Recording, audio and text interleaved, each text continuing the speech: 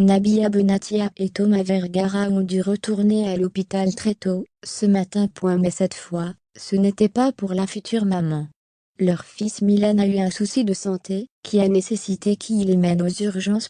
Grosse frayeur pour Nabila Benatia et Thomas Vergara très tôt ce matin.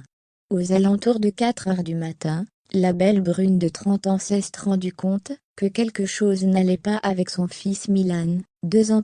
Elle l'a donc rapidement emmené à l'hôpital. Depuis quelque temps, le petit garçon ne porte plus de couche. Mais il lui arrive encore de ne pas réussir à se retenir la nuit.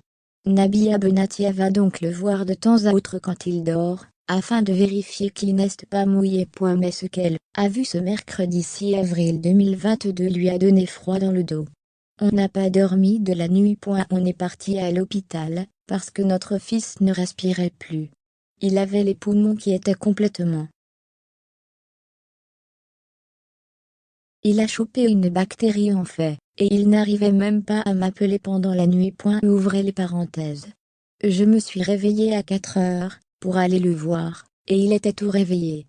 Il n'arrivait même pas à parler, il n'arrivait pas à respirer donc, on l'a emmené aux urgences, a tout d'abord confié la jeune femme, qui était enceinte de son deuxième enfant. Thomas Vergara s'est également saisi de son compte Snapchat, pour partager ces moments stressants. On est resté jusqu'à 6 heures du matin. Ils l'ont mis sous appareil respiratoire histoire de désinfecter, avec des produits à l'intérieur. On a acheté une machine aussi. Fort heureusement, Milan va très bien, comme l'a précisé Nabila Benatia.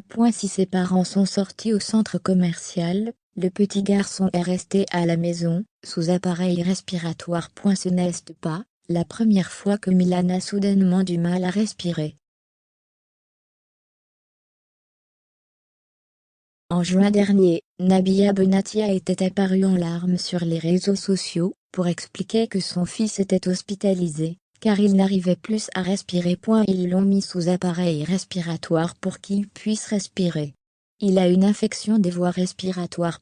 On l'a trouvé dans la chambre, il n'arrivait plus à respirer. Il s'étouffait.